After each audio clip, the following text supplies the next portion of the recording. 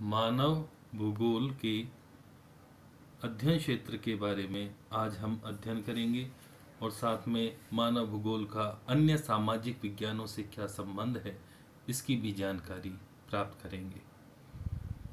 किसी भी विषय का अध्ययन क्षेत्र या विषय क्षेत्र जिसको स्कोप कहते हैं, उसके समस्त तथ्यों या तत्वों को सम्मिलित करके पूर्ण किया जाता है। मानव भूगोल एक विकसित होता हुआ विषय है जिसमें निरंतर नवीन तथ्यों का समावेश हो रहा है, अर्थात मानव भूगोल के अध्ययन क्षेत्र का निरंतर विस्तार हो रहा है।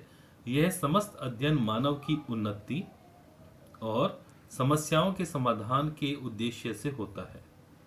अतः संसाधन नियोजन, तत्वों का समय के अनुक्रम और भूदृश्यों का रेखीय वितरण भी मानव भूगोल का ही अध्ययन है। इस प्रकार मानव भूगोल के निम्न तथ्य या तत्व ये अध्ययन क्षेत्र के अंतर्गत आते हैं। पहला है मानव जनसंख्या और उसकी विशेषताएं। ये गुणात्मक और मात्रात्मक पक्षों का इसमें अध्ययन किया जाता है। दूसरा है प्राकृतिक वातावरण के तथ्यों और मानव के समायोजन का अध्ययन, क्योंकि मनुष्य जीवन यापन करते हुए प्राकृतिक वातावरण के साथ, पर्यावरण के साथ में समायोजन करता है, इसका अध्ययन इसमें किया जाता है। तीसरा है सांस्कृतिक वातावरण या सांस्कृतिक भूदृश्य। हम जानते हैं कि प्रकृति के अंदर कई तरह के परिवर्तन लाकर मनुष्य उसको परिवर्तित करता है और सांस्कृतिक भूदृश्यों का निर्माण करता है।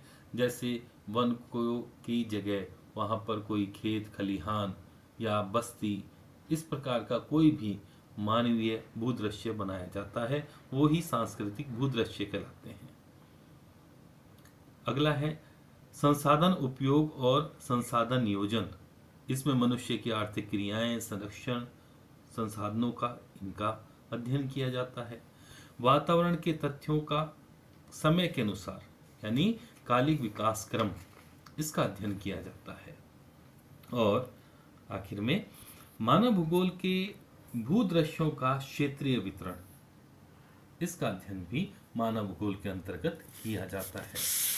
अब हम मानव भूगोल का जो दूसरे सामाजिक विज्ञान है या मानवीय विज्ञान है, उनके साथ क्या संबंध है, उसके बारे में विचार करते हैं। सबसे पहले मानव